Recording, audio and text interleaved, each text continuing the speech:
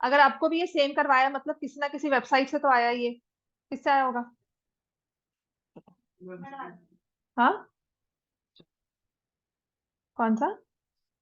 Learn CBSE उसका है ये? हो सकता है, बिकॉज अगर किसी वेबसाइट डाला है और 6.3 का क्वेश्चन है इसमें, है ना?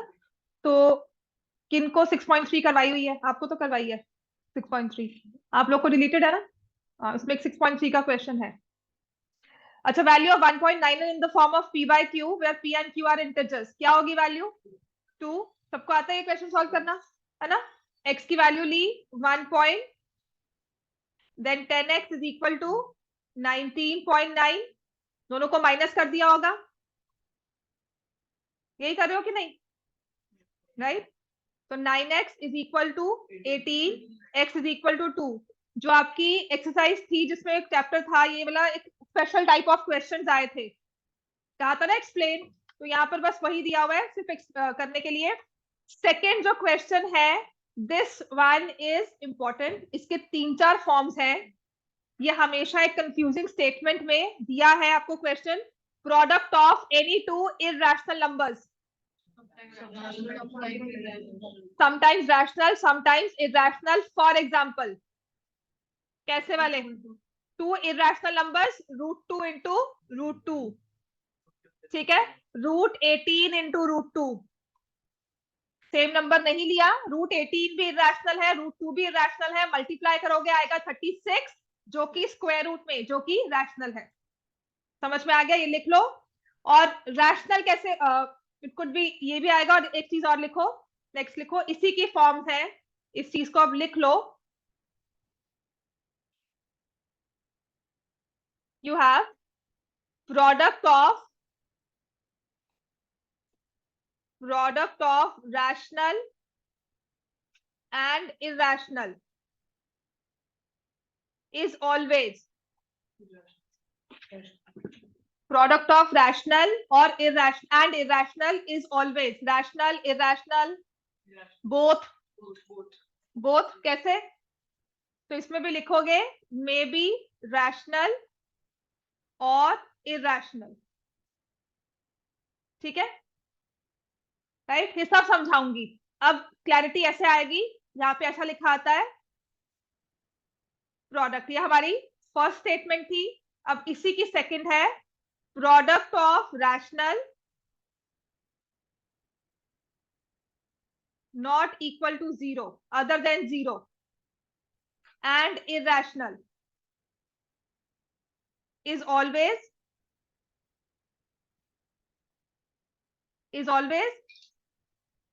यहां पे लिखोगे इररेशनल। दोनों क्वेश्चंस में ये 0 का ही फर्क है। जब आप रैशनल ले रहे हो तो उसको आप मानते हो 0 इज रैशनल, है ना? 0 जो है वो रैशनल नंबर्स में आता है, उसका स्क्वायर रूट भी है, आप उसको जो भी सॉल्व कर सकते हो, 0 इज रैशनल, राइट? अब उसके बाद अगर हम एक नंबर ले रहे हैं, मैं पूरे रैशनल नंबर्स का सेट ले रही हूं, तो उसमें 0 भी आ गया। अब 0 को किसी से भी मल्टीप्लाई किया, इररेशनल नंबर के साथ मल्टीप्लाई किया 0 को, है ना? तो हमारे पास क्या आएगा? रैशनल भी आ सकता है। और अगर मैं 0 ना लूं, रैशनल्स में ना हमने 2 डिविजन कर दी, 0 और बाकी सारे number, other than 0 all numbers, ठीक है? मतलब रैशनल में मैंने 2 डिविजन कर दी, 0 एक्सेप्ट 0। अगर 0 नंबर हम इंक्लूड करते हैं तो आंसर रैशनल आएगा, एक्सेप्ट 0 में इररेशनल आएगा। तो जब मैंने स्पेसिफाई कर दिया product of a rational number which is not equal to 0 and irrational, तो प्रोडक्ट हमेशा क्या चाहिए? इररेशनल। जब मैंने कहा है प्रोडक्ट ऑफ रैशनल, मतलब मैंने 0 लिया हुआ है, उसमें बताया कुछ नहीं है, सारे रैशनल नंबर्स में से कोई भी नंबर उठा लो और इररेशनल में से कोई भी नंबर उठा लो, दोनों को मल्टीप्लाई करोगे, प्रोडक्ट हमेशा क्या आएगा? मे be rational may be irrational. समझ में आ गई बात? ये आपका 1 मार्क का क्वेश्चन आता है, कोशिश करना इस चीज को समझ लो, गलती नहीं करनी इसमें, ठीक है? लास्ट के केस में 1 मार्क का आएगा, प्रोडक्ट ऑफ 0 कहा जाए, प्रोडक्ट ऑफ रैशनल इररेशनल कहा जाए, दोनों होंगे। और अगर रैशनल में स्पेसिफाई कर दिया अदर देन 0, तो आंसर हमेशा क्या आएगा? इररेशनल। समझ में आ गया ये आंसर? आप ये अंडरस्टूड? समझ में आ गया है? किसी को कोई डाउट, कुछ ना समझ में आया हो? चलो नेक्स्ट क्वेश्चन करेंगे।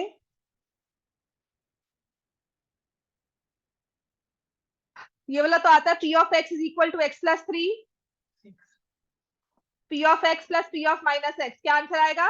6। Ordinate of the point that lies on x axis, equation of x equal to 7 in two variables, x plus 0y equal to 7। आता है सबको ये? कोई कंफ्यूजन किसी को?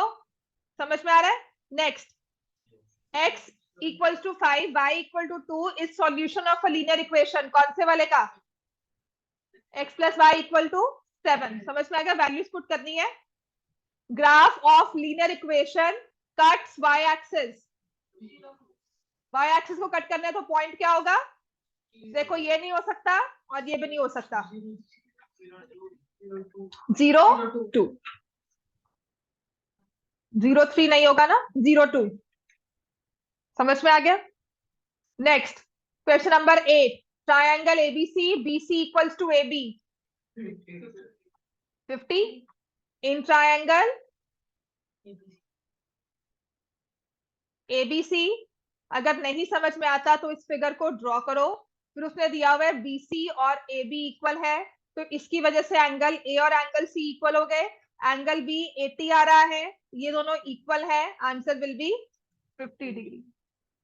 क्लियर है ना ये? Question number 9, mid points of rhombus join करके कौन सा वाला क्वाड्रिलेटरल बनता है? करवाया था ना। रेक्टेंगल के अंदर क्या बनेगा? रोम्बस। रोम्बस के अंदर क्या बनता है? रेक्टेंगल। पैरेललोग्राम के अंदर क्या बनता है? पैरेललोग्राम। स्क्वायर के अंदर क्या बनता है? स्क्वायर। और कोई भी क्वाड्रिलेटरल होगा उसके अंदर क्या बनेगा? पैरेललोग्राम। समझ में आ गया ना? इजी है याद करना ये। Next, sides of triangle are 56 60 52, what is the area of the triangle? चलो लगाओ हीरोन्स फॉर्मूला।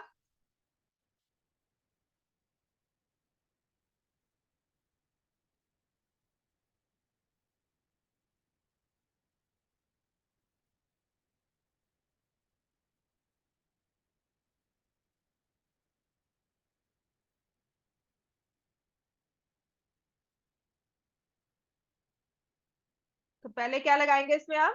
Semi perimeter. 84, अच्छा सेमी पेरीमीटर 84, ठीक है। I thought he saying perimeter is 84। चलो करो कैलकुलेशन ये। तुम सबके पेपर्स बहुत बुरे हुए थे क्या? हमारा ठीक था फिर भी।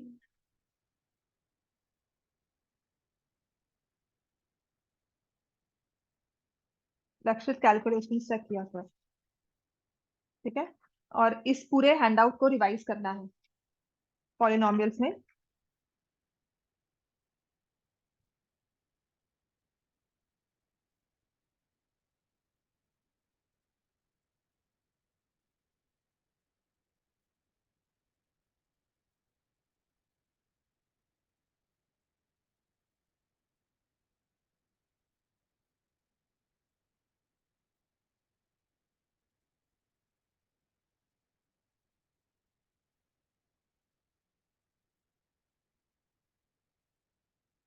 ये किसका पेपर है?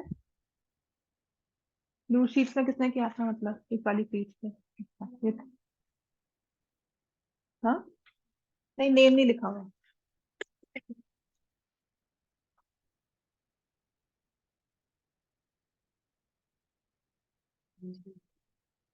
नेम नहीं लिखा हुआ ना तभी।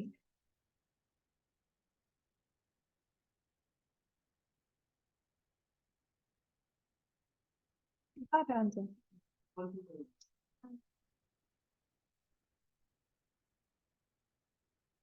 कैलकुलेशंस करो। देखो 1 मार्क में अगर ये क्वेश्चन आ रहा है,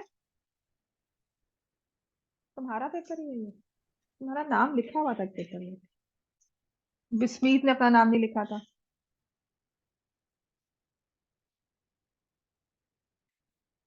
तुमने आपस में कुछ देखा था एक दूसरे ने, नव्या और बिस्मीत? पक्का? ये तुम्हारा ही है क्वेश्चन, नेम नहीं लिखा हुआ, तो मैंने सिर्फ आइडिया लगाया था, ये शायद तुम्हारा होगा।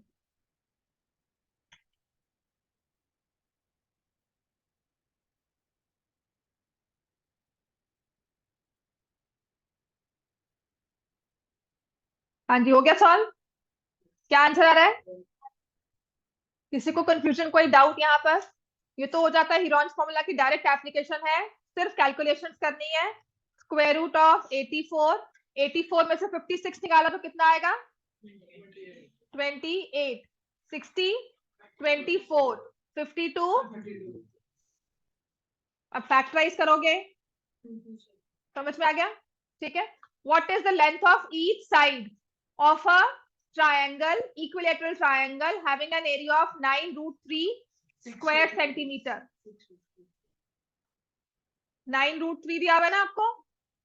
एरिया ऑफ ट्राइंगल क्या होता है? एरिया ऑफ इक्विलेटरल ट्राइंगल क्या होता है?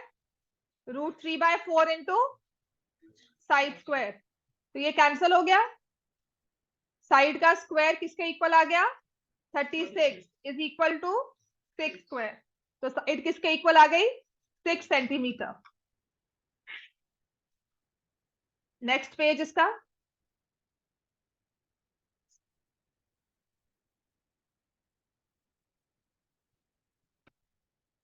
शुभी और ईश्वी, स्क्रीन विजिबल है आपको? Yes ma'am. Yes ma'am. Voice voice audible है? Yes ma'am. Yes ma'am. Question number 12, इसके कम से कम 1 और 2 मार्क्स वाले क्वेश्चन कर लें, उसके बाद सर्कल्स रिवाइज करवाऊंगी। और कल टेस्ट लेना है मुझे। किस चैप्टर का टेस्ट लूं? तो क्या हो गया?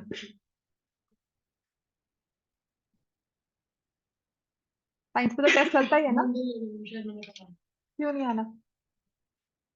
तो साइंस का टेस्ट नहीं देना है क्या? नहीं देना? उसका तो ठीक है। हाँ, उसका नहीं देना चलेगा? क्यों? मैम कुछ नहीं कहते। तो चलो, ये आओ, edges of a triangular board are 6, 8, 10। Sunday आपकी क्लास होगी, ठीक है। What is the cost of painting it at the rate of 9 पैसा per square centimeter? साइज दी हुई है आपको 6, 8, 10। 6, 8, 10 देकर कुछ समझ में आता है? कौन सा ट्रायंगल है? और राइट एंगल ट्रायंगल। समझ में आ गया? जब भी आपको ट्रायंगल कहा जाए ना और उसका एरिया निकालना है, तो एक बार चेक कर लेना क्या वो राइट एंगल ट्रायंगल बन रहा है। बहुत इजीली एरिया निकल जाएगा, बिकॉज इससे अगर आप हीरोन फॉर्मूला लगाओगे टाइम लग जाता है फिर भी कैलकुलेशन से। तो यहाँ पर एरिया क्या होगा? हाफ इंटू 6 इंटू 8, और उसको करना है 9 पैसा पर स्क्वायर सेंटीमीटर।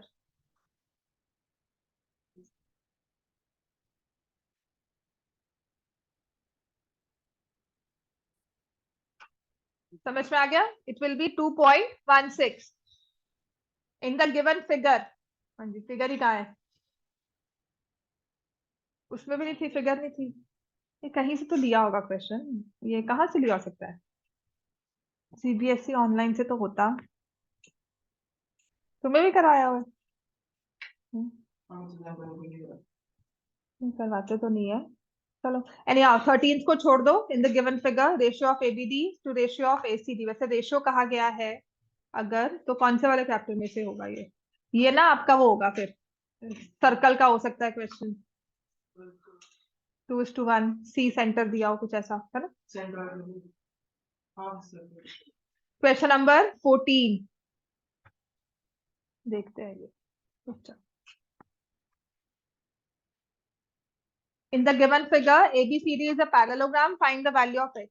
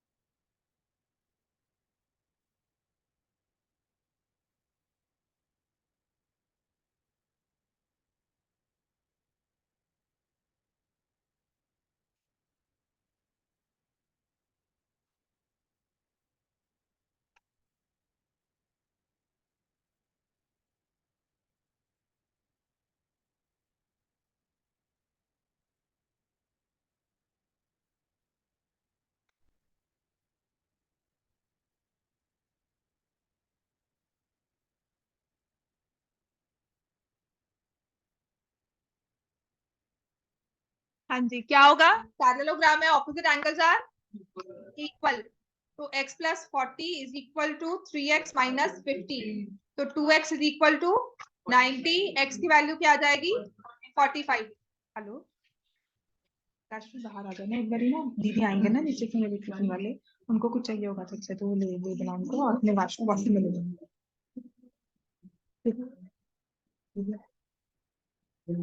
हेलो, हाँ बाहर आ जाओ रूम से, ठीक है? हाँ, नीचे से दीदी आएंगे एक, उनको तुमसे कुछ चाहिए होगा, उनको दे देना, ठीक है? और उनको अपने वैक्सीन में ले जाना, समझ गए ना? चलो खड़े हो जाओ बाहर, जो नीचे से देख के बुला लो इनको।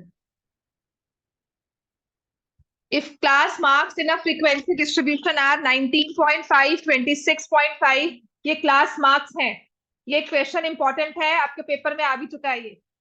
19.5, 26.5, 33.5, 40.5 आप मान लो, ये आपके फाइनल्स में भी आएगा। Then the class corresponding to, इस क्लास मार्क के कॉरेस्पॉन्डिंग क्लास कौन सी है? डिफरेंस क्या है क्लासेस में? 7। आप देखोगे 7 का डिफरेंस कहाँ आ रहा है? सब में होगा ऑलमोस्ट, ठीक है? सिर्फ इसको छोड़ सकते हैं, इसमें 7 का डिफरेंस नहीं है, बाकी सब में है। अब दूसरी चीज क्या है? 33.5 है ना, तो ये वाली क्लास नहीं होगी, ये वाली क्लास भी नहीं होगी। समझ में आ गया? क्योंकि हमें वैल्यू चाहिए, लोअर लिमिट 33.5 से कम होगी, अपर लिमिट इससे बड़ी होगी। अदरवाइज इसका फॉर्मूला क्या है निकालने का? जो आपका क्लास डिफरेंस होता है ना, क्लास हाइट होती है, क्लास मार्क्स में भी वही डिफरेंस है। इस क्लास इंटरवल की लोअर लिमिट अगर x है, तो अपर लिमिट क्या होगी? x plus 7। और 33.5 कैसे आया होगा? x plus 7 divide by 2 equals to 33.5। समझ में आ गया? ये सॉल्व करोगे आपके पास आंसर x की वैल्यू आ जाएगी। ये आप 2x plus 7 equals to 67, 2x is equal to 60, x की वैल्यू आ जाएगी 30, तो हमारी क्लास इंटरवल हो जाएगा 30 to 37। ये क्वेश्चन तो सही है, ऑप्शंस के थ्रू हो गया, ठीक है? जो कॉन्वेंट में क्वेश्चन आया था वो ऑप्शंस के थ्रू भी नहीं हो रहा था। समझ में आ गया? मैंने आपको क्लास में करवाया था, वो क्वेश्चन देख लेना, कॉन्वेंट के पेपर में जो आया था क्वेश्चन, वो ऑप्शंस के थ्रू भी नहीं होता। नेक्स्ट, ये वाला क्वेश्चन नंबर 16, ऐसे वाला क्वेश्चन भी इंपॉर्टेंट है, फाइनल्स में आपके आ सकता है ये वाला same. Volume and total surface area of a hemisphere are equal. Hemisphere का वॉल्यूम क्या होता है? 2/3 pi r cube. Total surface area क्या होता है? 3 पाई आर स्क्वायर। तो कहते हैं उसका ना डायमीटर निकालो, तो यहां से ये पाई और पाई कैंसिल हो गया, आर स्क्वायर और यहां से ये कैंसिल हो गया, तो आर की वैल्यू क्या आ गई? 9/2। आर की वैल्यू विल बी 9/2 यूनिट्स। और उसने पूछा है डायामीटर, तो क्या लिखोगे? 2r, then that will be equal to 9 units.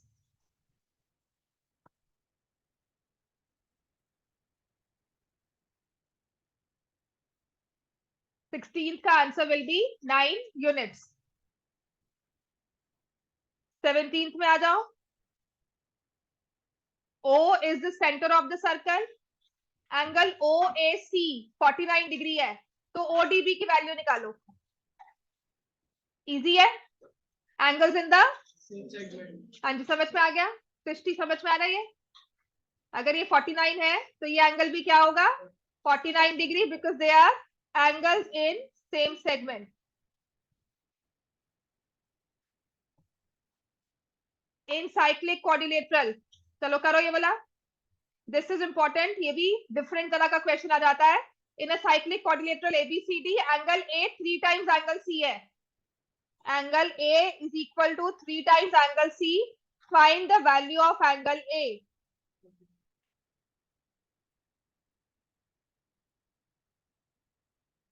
Cyclic की प्रॉपर्टी क्या होती है? तो ऑपोजिट एंगल्स कौन से हैं यहाँ पर? Angle AC, angle BD। तो angle A plus angle C का सम किसके इक्वल हुआ? 180। एंगल ए और सी 3 टाइम्स हो गए, तो इसको 3 एंगल सी लिख दिया, इसको भी एंगल सी लिख दिया 180। एंगल सी आ जाएगा 180/4 विच इज 45। तो एंगल ए निकालना है, कितना होगा? 45 इंटू 3 135। यही नहीं हुआ, गलत है। एंगल सी की वैल्यू निकाल दी, एंगल ए सी का 3 गुना है। हाँ तो गलत हो गया ना बच्चे, ऑप्शंस के हिसाब से गलत हो गया। लेकिन अगर एंगल यहाँ पे या तो एंगल सी लिखना होगा, एंगल सी अगर लिखेंगे तो आई कैन मार्क 45 डिग्री, ठीक है। लेकिन एंगल ए जो है वो 3 सी का डबल ट्रिपल ई है, तो आंसर क्या होगा उसका? 135 डिग्री। चलो क्वेश्चन नंबर 19, assertion रीजनिंग।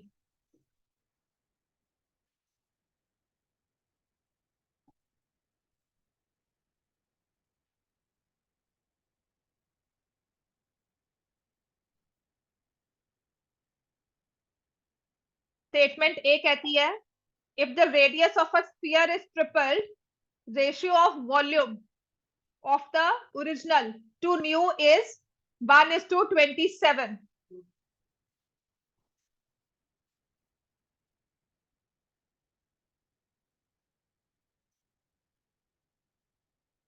और नेक्स्ट में आपको वॉल्यूम का फॉर्मूला दिया हुआ है 4/3 πr³।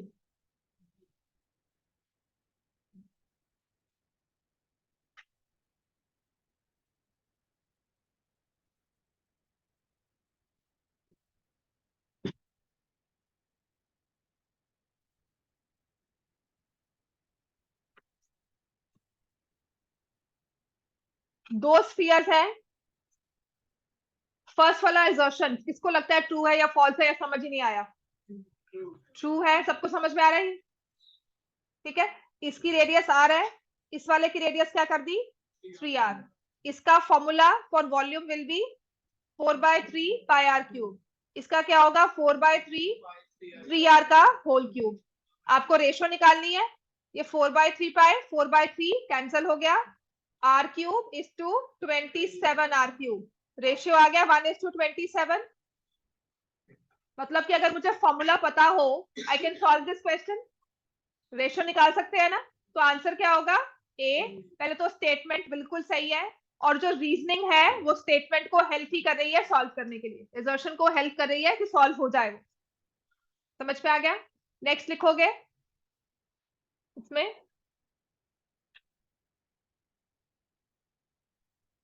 पेपर्स किस किस के हैं अब 9th में? आपके रिवीजन टेस्ट है, एग्जाम्स है? हाँ कीबोर्ड है ना, और फुल सिलेबस है। और उसके बाद क्या करना है? फिर बोर्ड्स होंगे, फिर फाइनल्स होंगे। तो तुमने पॉलिनोमियल्स रिवाइज कर लिया? तुमने करना है, तुमने तो मिस किया था टेस्ट। हाँ जो मैंने टेस्ट में दिया था, कर लिया था, मुझे करके दिखाना, फिर लेकर आना जहाँ पे किया। Next 20th, in the figure O is the centre, radius आपको दी हुई है 5, OP is perpendicular to AB, OQ is perpendicular to CD, AB is 6 centimetre, CD is 8 centimetre, PQ is 6। तो इसको वेरीफाई करना है कि PQ 6 है कि नहीं है। ठीक है, ये सर्कल दिया हुआ है हमें, नहीं बना।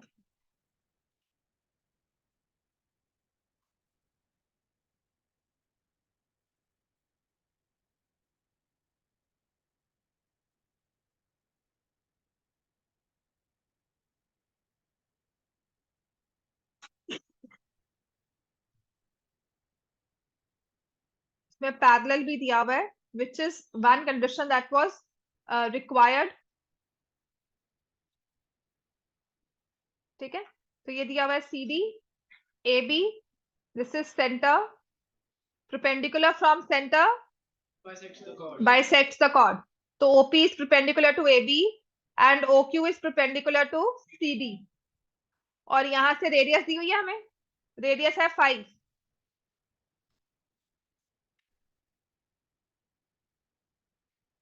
अब वो कह रहा है कि बताओ क्या PQ की लेंथ 6 है, कैसे निकालते हो? AB की लेंथ कितनी दी हुई है? AB की लेंथ कितनी दी हुई है? 6। अभी आपने कहा perpendicular from centre bisects the chord, तो ये लेंथ कितनी हो गई? 3 हो गया। ठीक है, तो आप OP की लेंथ निकाल सकते हो पाइथागोरस से, क्या आ जाएगी? 4। समझ में आ गया? OP की लेंथ हो जाएगी 4। What about OQ? CD जो है वो है 8 सेंटीमीटर, इसमें भी जो परपेंडिकुलर बनेगा वो कॉर्ड को बाइसेक्ट ही करेगा, तो DQ की लेंथ कितनी हो गई? 4 सेंटीमीटर। तो आपका OQ कितना आ गया? 3 सेंटीमीटर। तो क्या ये लेंथ 6 है? तो क्या है आपका assertion इज फॉल्स। तो अगर assertion फॉल्स होता है और कुछ नहीं देखना हमें,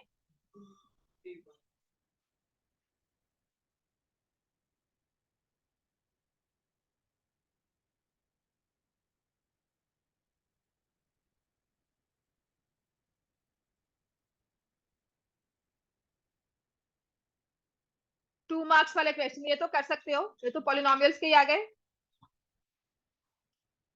a plus b is 12, ab is 27, find a cube plus b cube। Shubhi और ईश्वी। Yes, ma'am. Yes, ma'am. हाँ, समझ में आ रहा है बच्चे? Yes, yes, ma'am.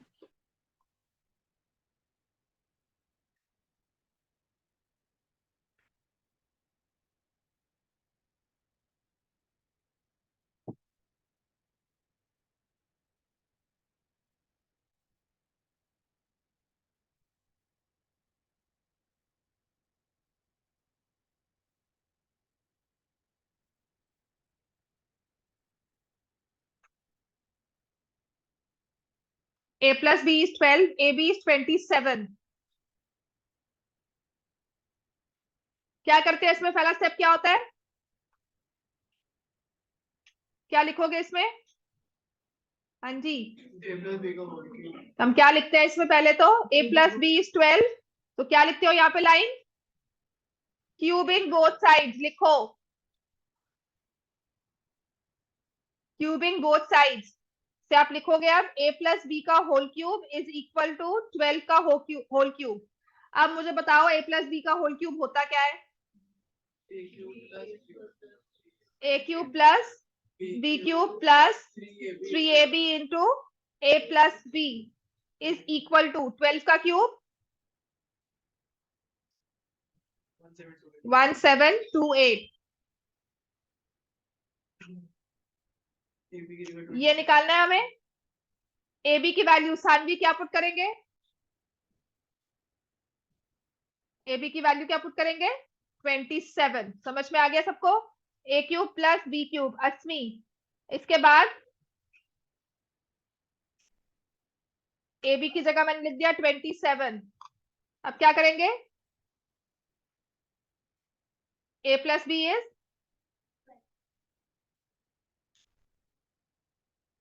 सॉल्व करो आप। A cube plus B cube is 1728 minus 3 into 27 into 12, 81 into 12। 972 आ रहा है, अच्छा माइनस करके 756 सबका। चलो next question number 22।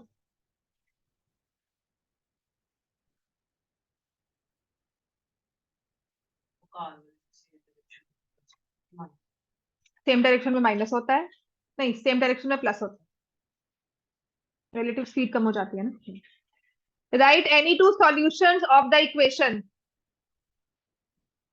x equal to 2, y equal to 3, x equal to 3, y equal to 1. x is 0, y is 7, then x is 1, y is equal to 5, x is 2, y equal to 3, x is 4, y equal to -1। जितने मर्जी लिख लो। और इसने ये नहीं कहा हुआ है कि आपने इसे फ्रैक्शंस में नहीं लिखना है, उसने सॉल्यूशंस कहा है, इंटीजर सॉल्यूशंस नहीं कहा। ठीक है, so you can write have the numbers in fractions as well. Fractions कब नहीं लिखते? जब हमें क्या करना होता है? ग्राफ पे ड्रॉ करना होता है। समझ में आ गया ये? नेक्स्ट, हाँ जी क्या कर रहे हो? क्वेश्चन नंबर देख लो फोन, क्यों? Question number 23, in the given figure A B equals to C D, ये यूक्लिड का है, 2 मार्क्स का यूक्लिड, आपको 2 या 3 मार्क्स का आएगा ही। उसमें लिखा है the given figure A B equals to C D, prove that A C equals to B D, also write Euclid axiom used for proving it. हाँ, when equals are added to equals results are equal, या फिर हमारा क्या आएगा इसमें, तो दो statements होते हैं ना, BC equals to BC.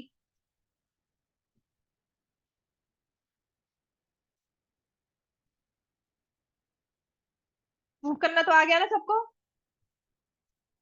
you'll write AB equal to CD, BC equals to BC, add AB plus BC is equal to CD plus BC.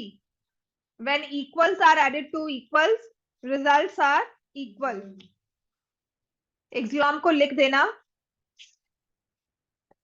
क्योंकि 2 मार्क्स का क्वेश्चन है, वैसे भी मार्क्स होंगे, तो एग्जाम है। हाँ, equals are added to equals, the results are equal. ठीक है, यूक्लिड इजी है फिर, अगर ये क्वेश्चन आ गया तो। क्वेश्चन नंबर 24 करो।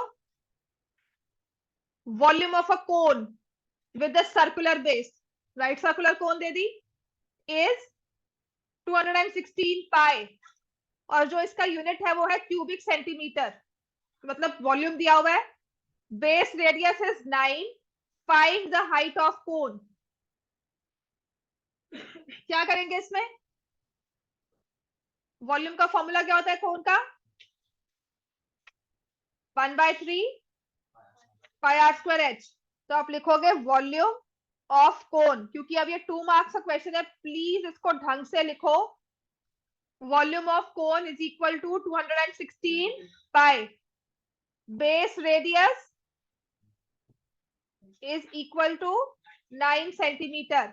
यहाँ वॉल्यूम का फॉर्मूला लिखोगे 1/3 pi R square H is equal to 216 pi. यहाँ पर लिखेंगे let the height of cone is equal to h centimeter. Pi cancel out, 1/3 9 square into h is equal to 216.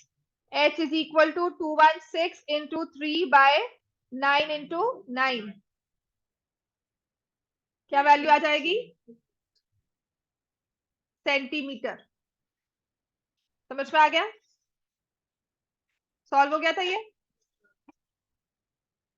अच्छा, ये sample paper कितना लगा मुश्किल? ठीक था,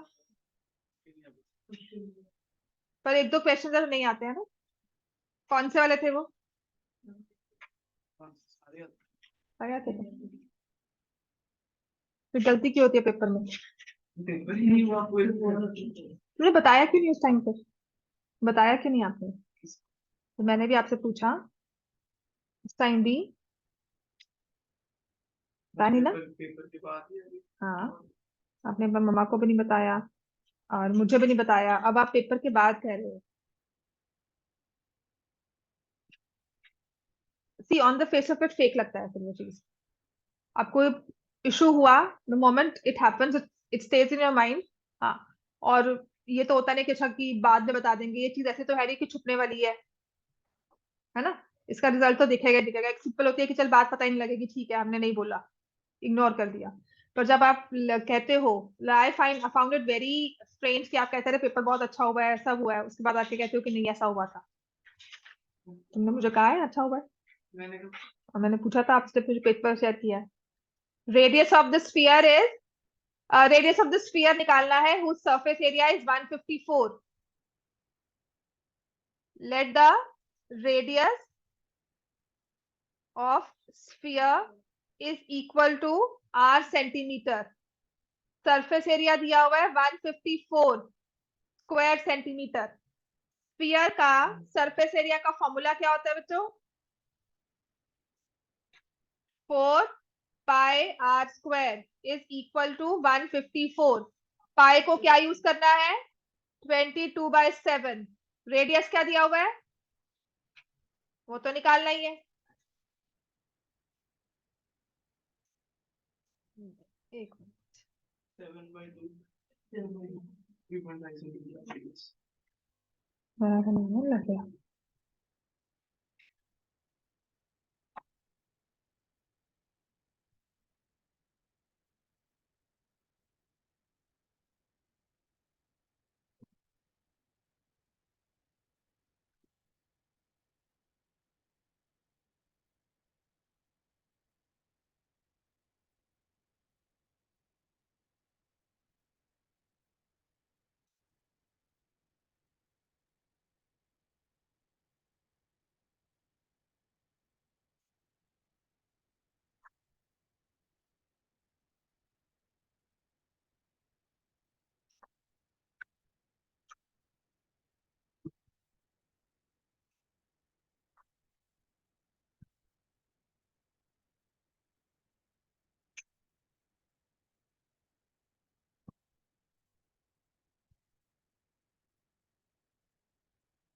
चलो, sides of triangle are in the ratio 3:5:7. Perimeter is 300. Find its area.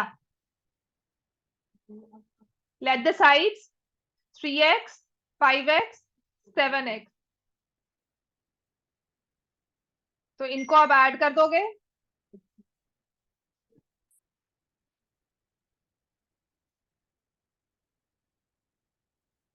x is equal to 20 centimetre. Area निकालना है तो हमने साइड्स निकाल दी 60, 100, 140।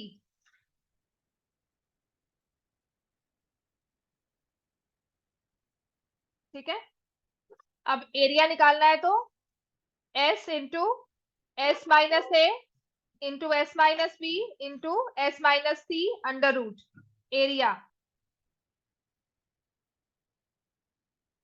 s क्या होगा 150 सेंटीमीटर।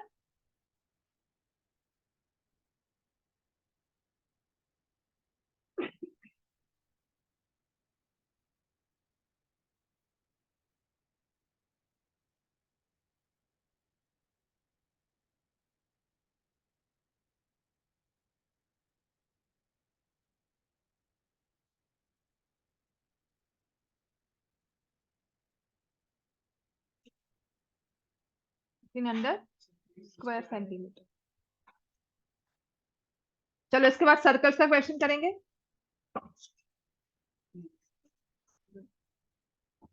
कर लोगे अब तो ये दियो का मैं आंसर कितना है तुम्हारा। अच्छा, पेपर थोड़ी ना कर रहे हो, और वाला भी तो करोगे इसमें, है ना। अब ये तो है नहीं कि ये अम्ब्रेला वाला क्वेश्चन और में ही आएगा कि मेरे पास चॉइस आएगी। जब भी सैम्पल पेपर सॉल्व करते हो पहली चीज तो सोचनी होती है कि अगर ये दो क्वेश्चंस आ रहे हैं इनमें से मेरी प्रेफरेंस क्या है, मैं कौन सा करूंगा। ठीक है, एक बार अपने दिमाग में ये रखा करो, बिकॉज पेपर में ना फिर सिलेक्शन नहीं होती है। तो whenever you are solving a sample paper from now onwards, पहली चीज तो आपने ये सोचनी है कि अगर दो क्वेश्चंस हैं तो मेरा प्रेफरेंस किसमें है, which question I would solve, पहले वो सिलेक्ट कर लो। हाँ, after the paper is complete do solve the other question as well. समझ में आ गई इतनी चीज हमें। अब आ जाओ, मैंने आपको करवाया सर्कल्स का exercise 10.4 question number 5 question number 6। ठीक है, सर्कल्स का क्वेश्चन करवाना है exercise 10.4 question number 5 and question number 6। कल सर्कल्स का क्लास टेस्ट ऐसे लूंगी, आपको बुक से ही क्वेश्चंस दूंगी करने के लिए सॉल्व, वो ठीक है। सर्कल्स के बुक के क्वेश्चंस एक्स्ट्रा, मतलब एक्स्ट्रा नहीं, सिर्फ बुक के क्वेश्चंस क्लास में से सॉल्व करवाऊंगी। जिनका तो मंडे को पेपर है they can skip, they can ask your doubts, या कुछ मेरे पास सैम्पल पेपर होगा उनको वो करवा दूंगी। बाकी जो भी बच्चे हैं रेगुलर क्लास में आ रहे हैं प्लीज अपने टेस्ट मत मिस करो, बिकॉज ऑफ दूसरे स्कूल के पेपर्स उनके तो चल रहे हैं, आप अपने टेस्ट मत मिस करो। ठीक है, हाँ जी आरुष, टेस्ट मत मिस करो, चाहे वो साइंस है चाहे वो मैथ्स है, आप बहुत जरूरी है आप टेस्टिंग रखो, उतने में ही याद रहेगा, उतने में ही रिविजन होगी। ये दो क्वेश्चंस हैं, क्वेश्चन नंबर 5 और क्वेश्चन नंबर 6, जो अटकते हैं, जो समझ नहीं आते। क्वेश्चन 5 को एक नए रिवाइज्ड वे से, छोटे वाले वे से करके दिखा रही हूँ अभी। इसको लिख लो, please remember it like this only. Question को याद रखना। इसमें 3 क्वेश्चंस हैं जो आपकी कैलकुलेशन बेस है, question number 1, question number 5, question number 6। इन तीनों में से एक क्वेश्चन पेपर में आएगा ही आएगा, ठीक है। हो सकता है क्योंकि अब टीचर्स जो हैं क्वेश्चन नंबर 6 भी डालना शुरू कर रहे हैं पेपर में। आपका सिलेबस डिलीट हो चुका है, काफी कुछ आपका हट जाता है। आपका चैप्टर 9 अगर डिलीट हो गया तो उसकी जगह कुछ तो डालेंगे ना, राइट। क्वेश्चन नंबर 5 देखो, आई थिंक क्वेश्चन नंबर 1 तो हो जाता है सबसे। क्वेश्चन 1 में देख लेना, अगर कोई डाउट है कल क्लास में भी करवा दूंगी। क्वेश्चन नंबर 5 पर क्लास टेस्ट होगा, आप रफ शीट्स लेकर आओगे, बैग्स को साइड पर रखोगे, ठीक है। मैं आपको क्वेश्चन बता दूंगी यहाँ पर कौन सा करना है, यहाँ लिखा जाएगा, एक क्वेश्चन सॉल्व करोगे, उसके बाद will move to the next one, ऐसा करवा दूंगी मैं आपको। समझ में आ रहा है ये, राइट। क्वेश्चन नंबर 5 या मैं आपको असाइनमेंट दे दूंगी, हैंडआउट दूंगी, उसमें क्वेश्चंस लिखे होंगे। तो पेन पेपर अपना रखना, शीट्स अपनी लेकर आना, रजिस्टर्स अलाउ नहीं किए जाएंगे। पहले से सारा लेकर आना है, उस टाइम मुझे कहोगे रजिस्टर से पेज निकालना है, बाहर रजिस्टर रखा होगा, आपको दोबारा नहीं खोलने दिया जाएगा। एक बार जितनी शीट्स निकालनी काफी है, उसमें काम करो। समझ में आ गया ये। कोई पेंसिल, कोई पेपर, ये रबर, इरेजर, स्केल वगैरह कुछ पास नहीं करना, जो है अपना लेकर आओ। समझ में आ गया चीज। क्वेश्चन नंबर 5 में दिया हुआ है 3 गर्ल्स रेशमा, सलमा एंड मनदीप। तो ये फिगर ऐसे होती है, आप एक सर्कल ड्रॉ करते हो,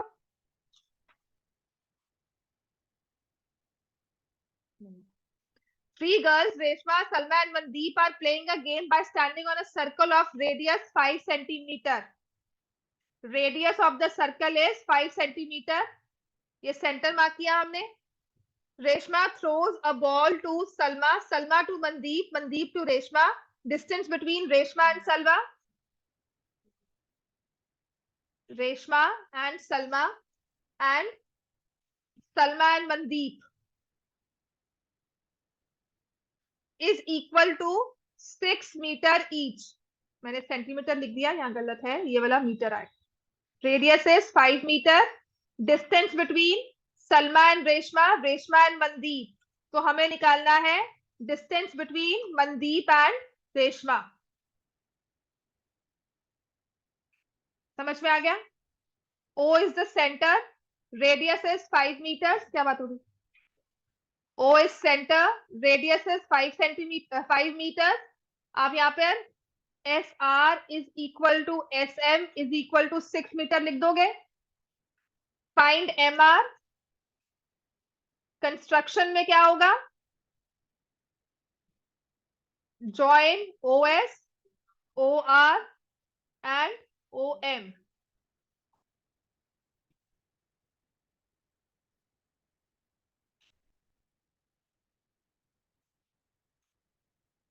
क्लियर हो गया ये। अब एक चीज जो मैं बार बार रिपीट करती हूँ, देखो ये 2 साइड्स इक्वल है और ये 2 साइड्स इक्वल है। ये क्वेश्चन आपका कॉन्ग्रुएंसी का एक्सरसाइज 7.1 का फर्स्ट क्वेश्चन बन जाता है, ठीक है। और यही चीज आप क्वेश्चन नंबर 1 में भी यूज करते हो कॉमन कॉर्ड के लिए, राइट।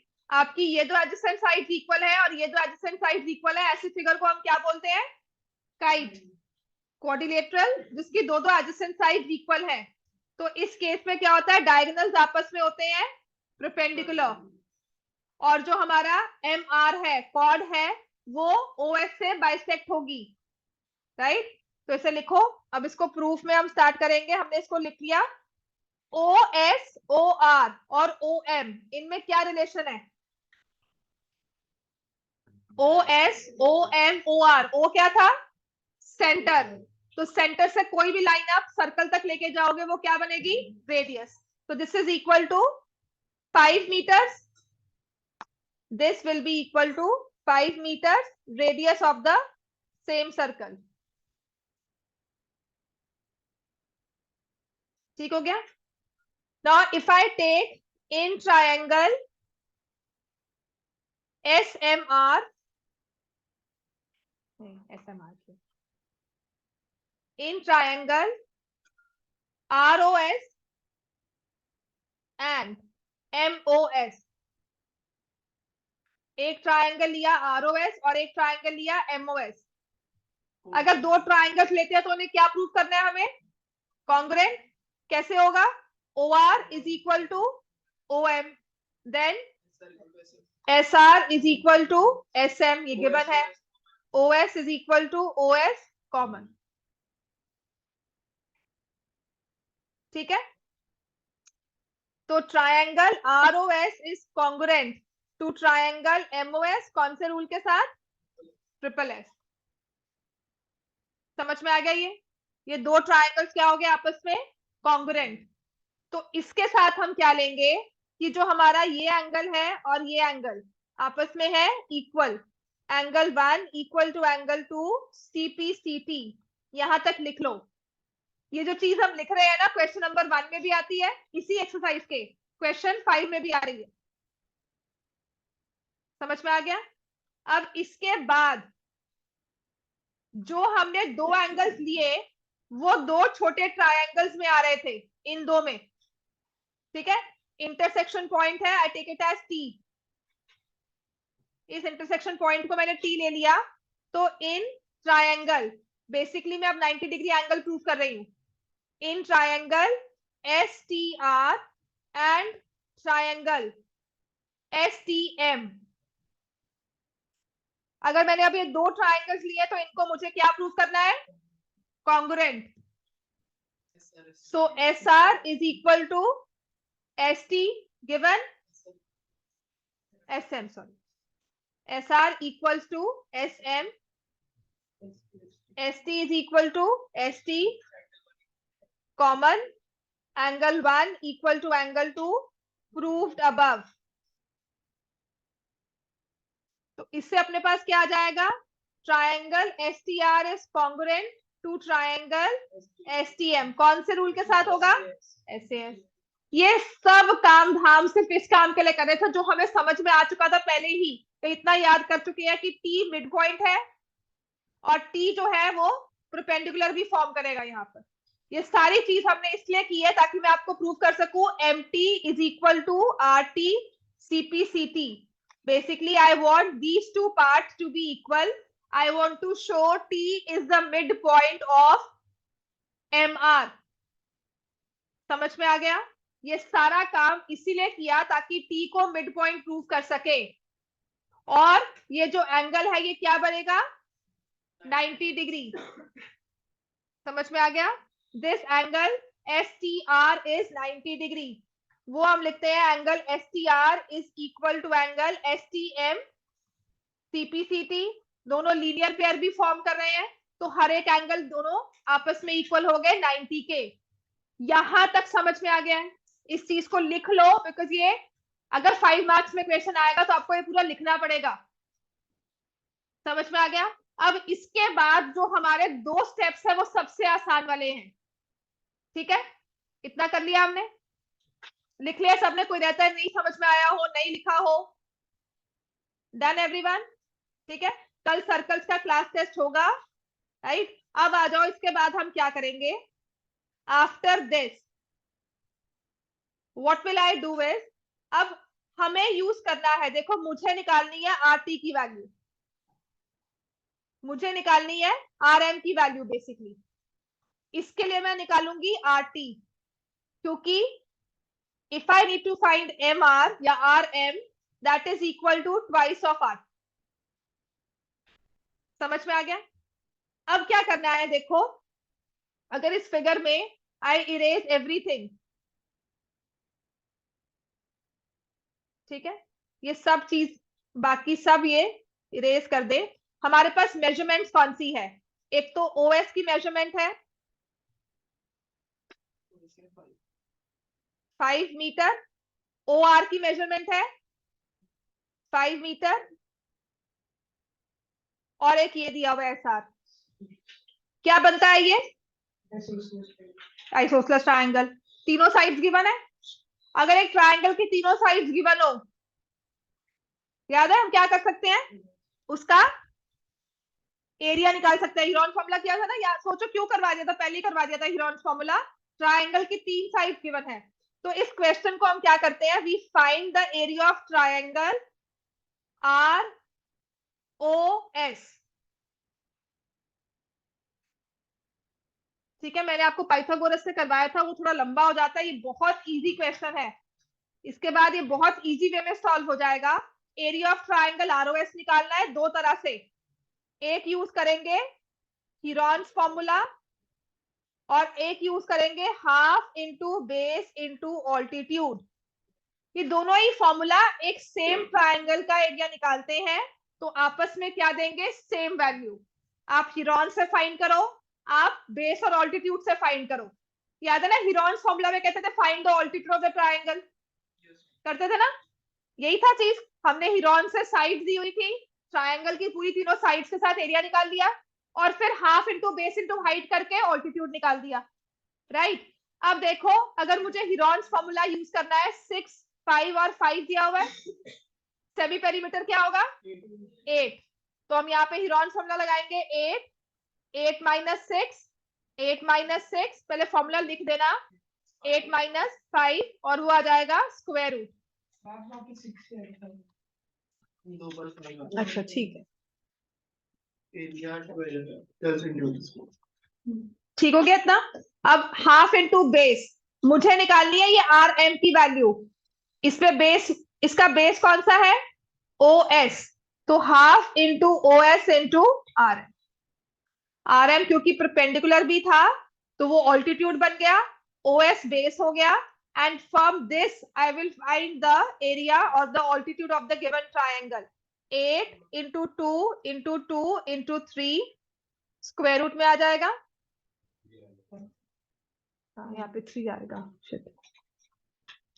ठीक है।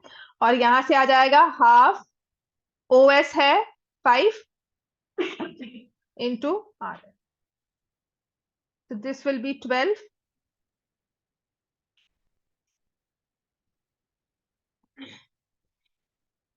फोर और 3 12 आ गया, into 2 divide by 5 is equal to R M. आपके पास आर एम की वैल्यू आ गई 24/5। निकालना था पूरा M R, 2 into 24/5 which is 48.5 metres, 9.6 metre.